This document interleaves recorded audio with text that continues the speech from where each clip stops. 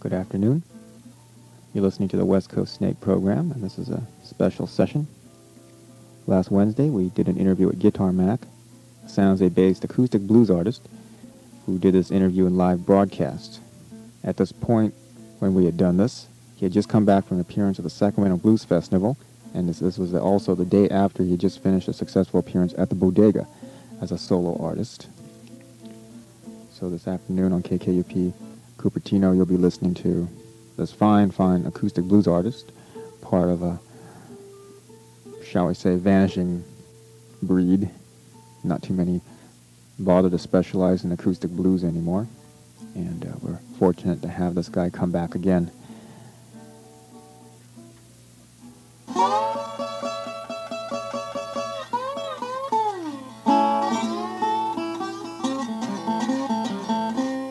Hello, ladies and gentlemen, I'm Guitar Mac.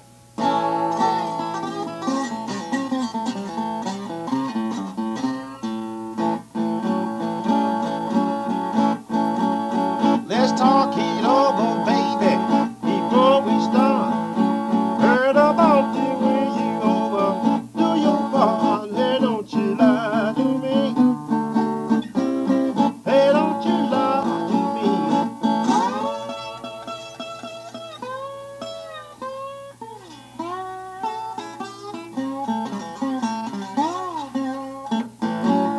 Because it makes me mad, and I get shook up as a man can be.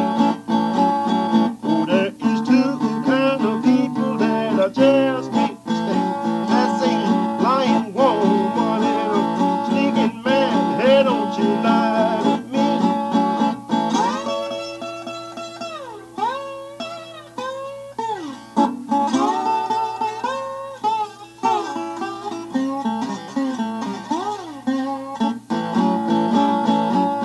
Because it makes me mad, and I get shook up as a man can be.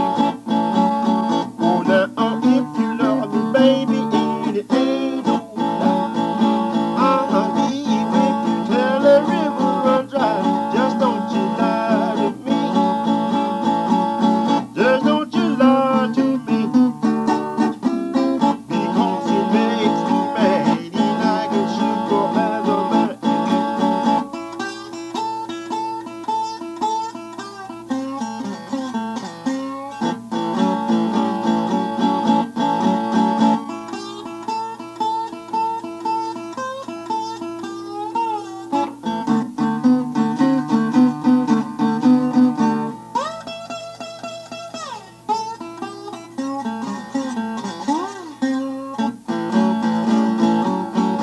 Well, you made plenty money back in '56. You let those people make a monkey out of you. Just don't you lie to me.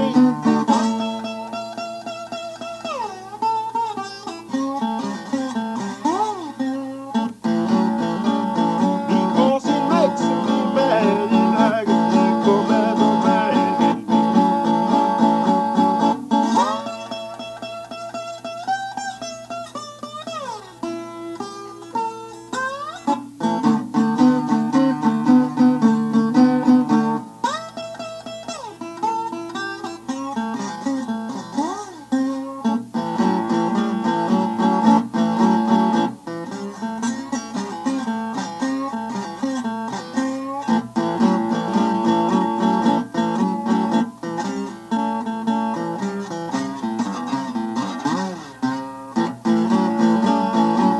Hey, don't you lie to me, baby, even as a man can be.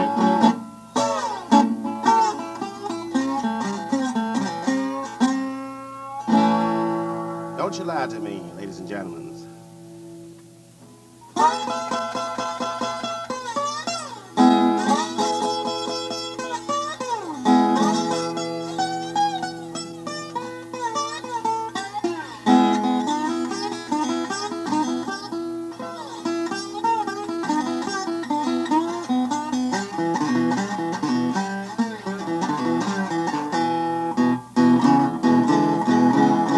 I just talking to my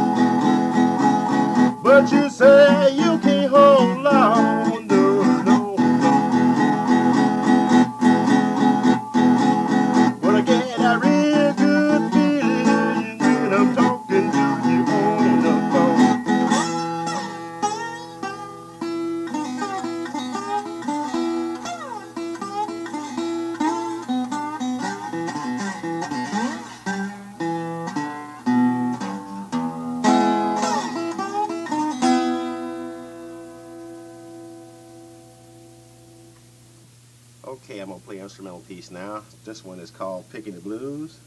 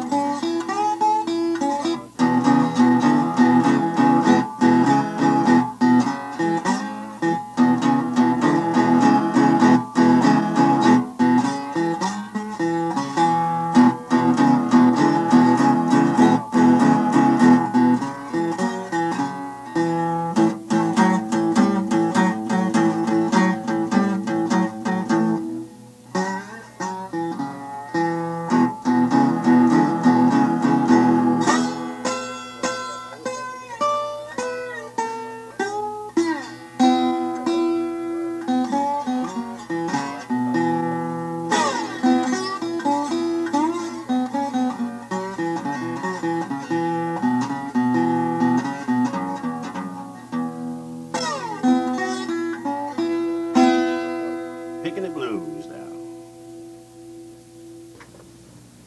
All right, that's sounding pretty good, Mac. So you just got back from the Sacramento Blues Festival, huh? Yeah, the Sacramento Blues Festival, yeah. 2 days up there, Saturday and Sunday. And rain all day Saturday predominantly until about, well, I guess the rain must have let up about about 1 o'clock. And then we had to move from outside to the inside to the auditorium, and so they had problem getting insurance for the auditorium, and so the show got started about 3 o'clock, you know. Did that affect the length of the sets any? No, because once we got started, they just ran the whole show more or less, and so I guess it went on until about 8 o'clock that night, something like that, 9 o'clock or something like that, you know. Yeah. Because like Little Milton had supposed to came and did the first set, so really all we missed was Little Milton's set anyway. Oh, he never ended up playing? Yeah, he never got there because he missed the airplane, missed the plane, you know. So, so he was supposed to play the first set, which was good, because if he had came, because he was just coming to play one set and go right back anyway, because he had to go back to another set someplace else, you know. He's going to Europe, as far as I've heard. Yeah, I think so, to Europe, yeah. Something like that, yeah. But so how did you played both days, right? Both days, yeah, right. So I did Saturday evening. I got right up behind. I came up behind Little Charlie Nightcats Saturday, and I played about 20 minutes, something like that. And then I took a break, and a couple other people came up, and then I played after that about another 20 minutes, and just hung around until closing time, and then we went to a nightclub and partied a little bit, and then left and went to the hotel and slept and came back the next day. And that was Van Gary's? Van Gary's, yeah. Yeah, right there on K, 2000 block, K. That must have been pretty tough on Naflin, though, huh? Because he was playing there that night? Yeah, he was playing there that night, and but he seemed to be doing all right, you know. Everything came out really nice because he was like the backup band for both days, you know.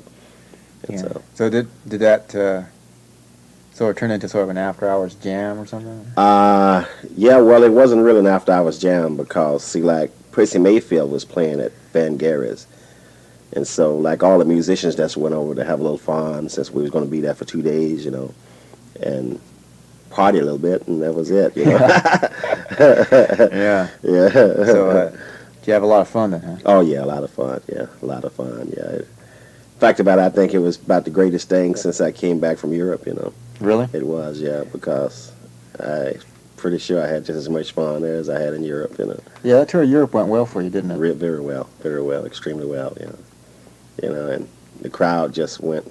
'Cause, yeah, They was just really, really. they knew you, huh? They here in Sacramento, I met one girl that had saw me in San Francisco, and she really liked it, and she said it was great, and she was looking forward to seeing me again. In fact about it, she was like one of the producers there, which I don't remember her name right now, but she was more or less working there. Yeah, that was that's what I noticed because in any of the interviews that you've mentioned you've done since, one of the first things you always mention is that European tour, huh? Because that really did quite a bit to put your name out, didn't it? Yeah, really did. It put my name out there, and you figure 7 weeks of playing, it gives you a lot of, as the old saying is, on-the-job training. Yeah, I guess, yeah. Just every day, Yeah, you either do it or die, huh? Yeah, right, So, so it's, 7 weeks, And you're also, I noticed that you're probably the first pure blues artist since the House Rockers to play the Bodega in a long time, too. You played that just recently, right? Yeah, just recently, Yeah, I played the Bodega last night, and then I played the Bodega last Tuesday night too, and it went off very well, extremely well, and the crowd just went wild. And You played solo? solo, yeah, I played solo last Tuesday, and last night I had a guy on the harmonica backing me up, and it was went off really well, and it was. Yeah. And like I played the Bodega quite a few times before, and I used to play with the house band, and stuff like Good Rockin' Tonight and Mean Woman Blues, and it went well that way too, but a lot of times they didn't always know what to do, so Yeah. and so yeah. then they just let me have it on my own, and I got a better showing, on my own than I did with the band, Yeah. and so and the people just really liked it. Well, that sounds good, huh?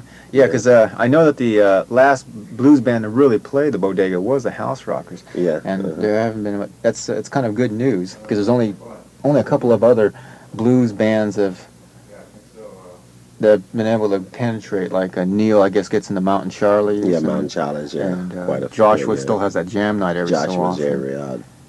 every last Sunday in every month, I believe it is. Yeah. They had one this Sunday too, but I was in Sacramento, so at the festival, and so the next one, I guess the next one will be coming up. But next. Too, Yeah, I'm not exactly sure. exactly sure, Yeah, I haven't been in Yeah. contact with them either, so I wouldn't know. But we'll let all you listeners know when the time comes. But we'll talk a little bit more later on about your upcoming recordings from that European tour, because that actually resulted in an LP, right? Double Yeah, LP. right, coming out on Warner Brothers in January, Yeah. and I'm looking forward to hearing it, seeing it come out and hearing it too, because I knew it was a good set, and I knew because it's going to sound great, because like I have Roy Rogers playing second guitar For you? behind me on 3 songs, which is one they call me Guitar Mac and Taxi Blues and Boogie Down, Yeah. There's Well, the maybe talent songs, maybe in the next couple of songs that you play, you can give us a little preview from that, maybe. Yeah, I can do that. Yeah, I can. They call me Guitar Mac and Taxi Blues, which is a song that I wrote, and also Guitar Mac, of course. Yeah, that's right. It should be an obvious. Yeah. Okay. Well, let's Yeah. go do it and provide a little bit more music at this point. We'll talk more later. Alrighty.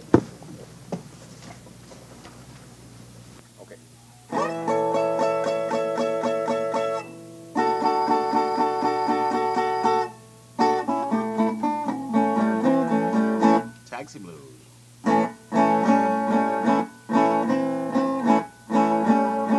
I've been working a taxi cab, babe.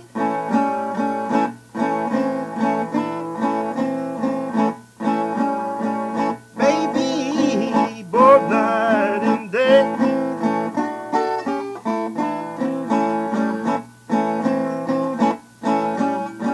Lord, I gotta streamline this one.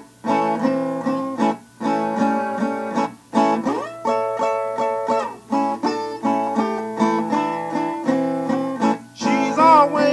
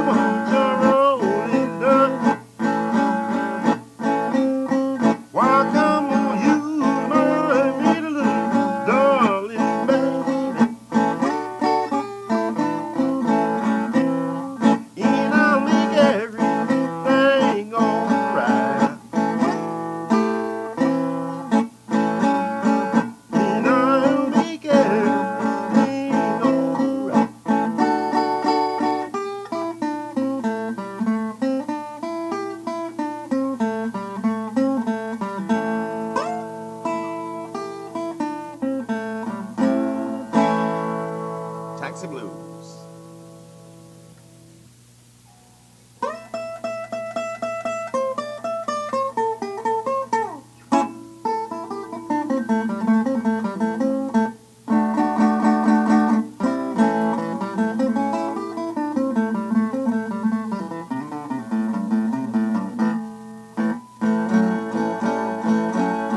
Little minnows in the river. King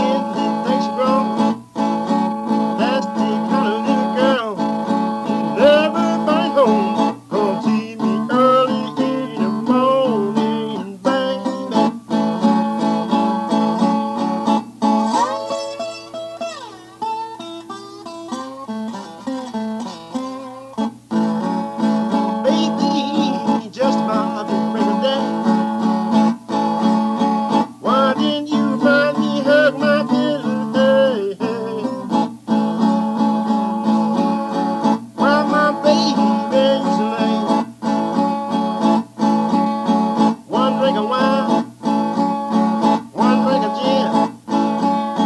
Pretty little thing got me in the shape I'm in. Come see me early in the morning, baby.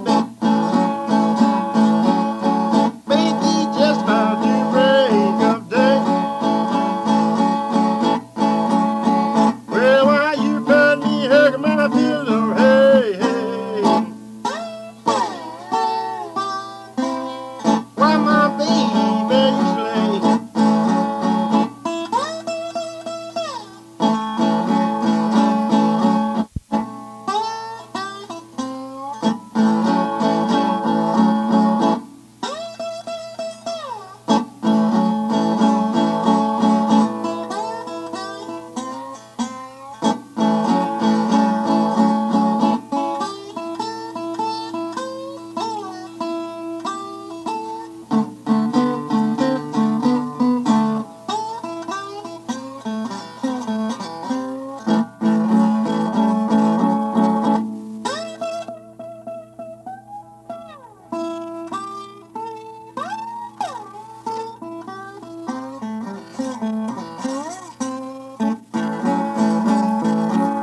Blind little woman trying to do me wrong. She just don't know why she treats me like I do. But come see me early in the morning, baby. Baby, just about to break of day. Oh, why you find me hugging my pillow? Hey, hey. Why my baby begging to lay?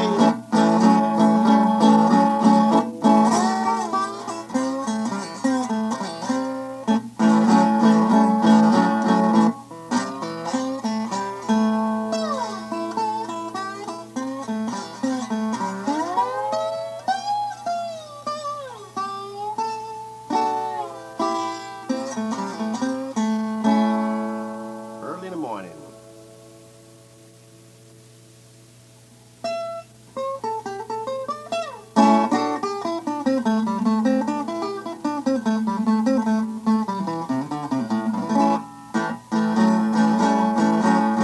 Well, that's alright, little mama. That's alright for you. That's alright, little mama. Now, any way you do, but that's alright, little mama.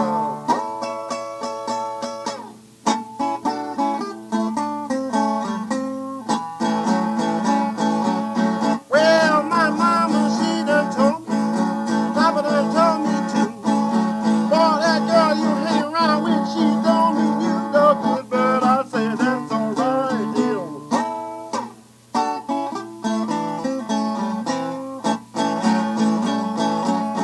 Well, that's alright, little mama. Any way you do. Well, I bitty, bitty, bitty, bitty, bitty, bitty, bitty, bitty, bitty, bitty, bitty, bitty, that's alright, little mama.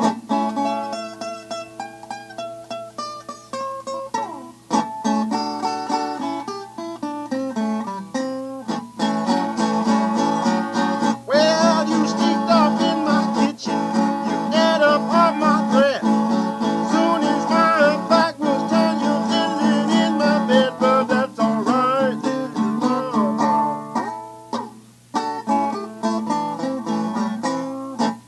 Anyway you do.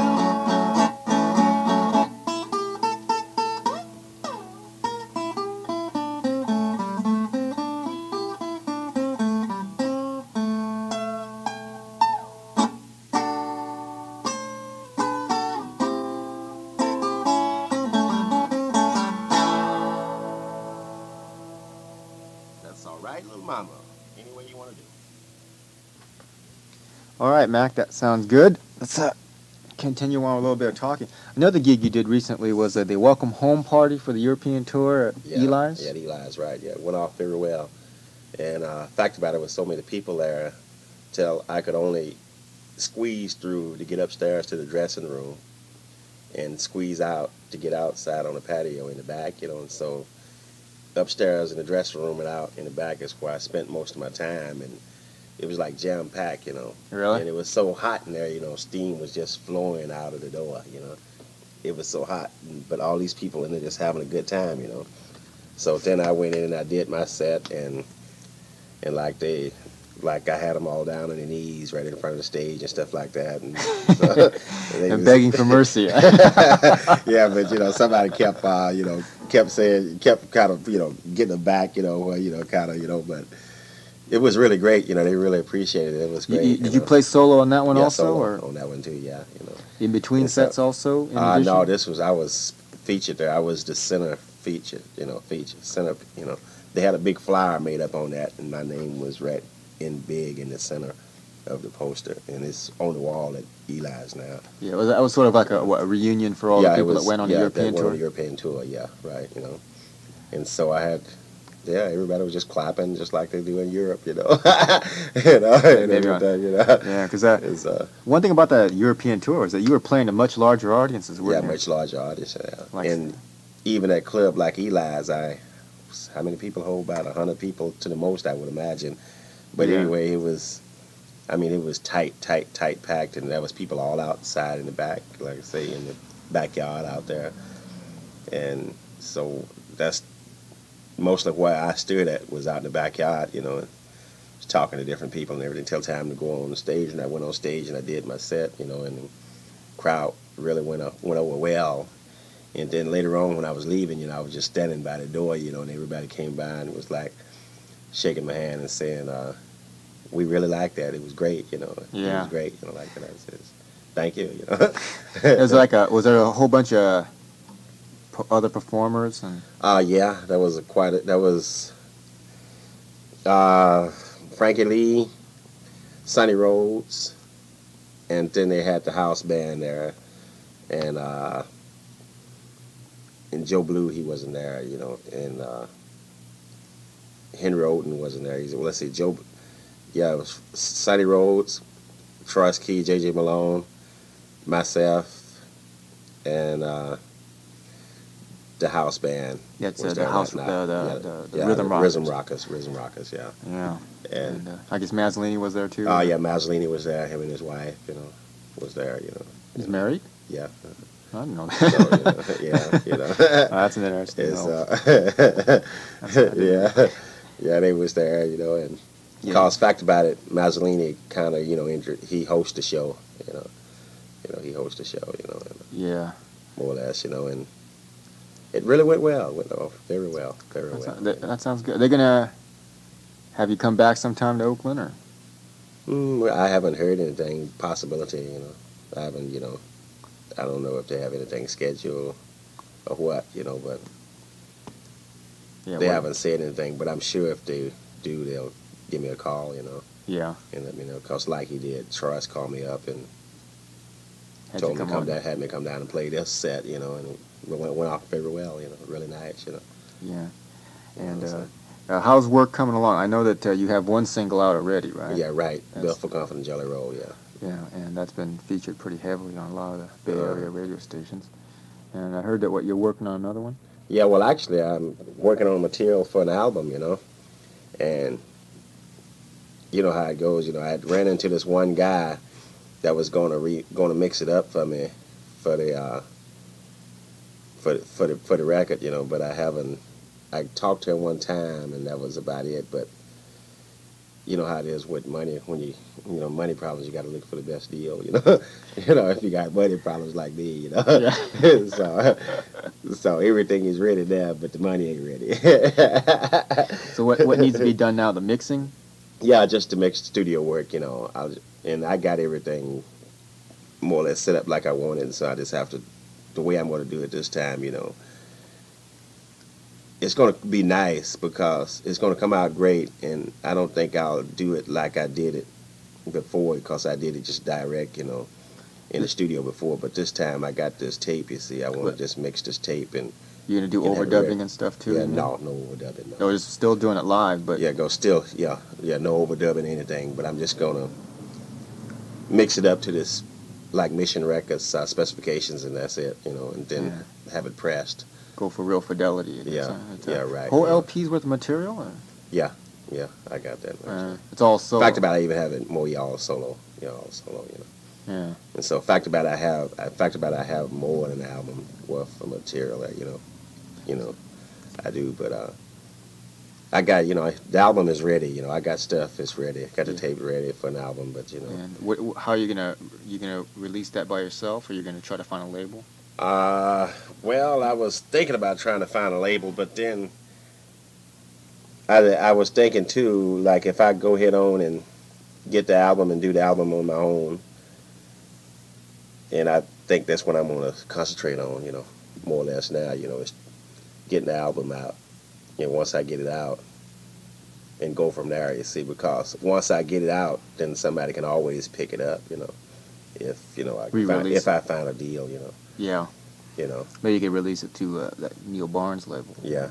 Something like that. Yeah. Because he does publishing now and that sort of thing. Yeah, right, Yeah. Yeah, I was thinking about that, yeah, but it's in the making. The album is definitely in the making. When it's coming out, I don't know when I'm going to be able to get it out. Yeah. You got to drive a few more people around. Yeah, Yeah, right. It depends on how the taxi business Yeah, goes. right. It depends on how the taxi business goes, But I hope not. Either way, I'm pretty sure, I'm going to work some kind of deal, some kind of ways. Yeah, well, I hope it comes about, yeah. Yeah.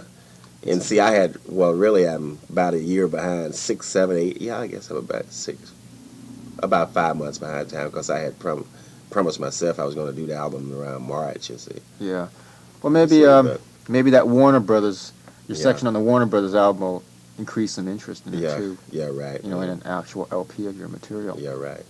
Maybe, see what happens, there. And so I'm just going to take my time, but it's ready, and Okay, well. So I had met this guy. He had gave me his card, and we hadn't talked about money or anything, but I had told him, he understood the situation, so, more or less, Yeah. So you know how it goes. Yeah. But. Okay, well, why don't you play a few more? Uh-huh. Close it off, and we'll leave it up to you on that. All righty. Here we go.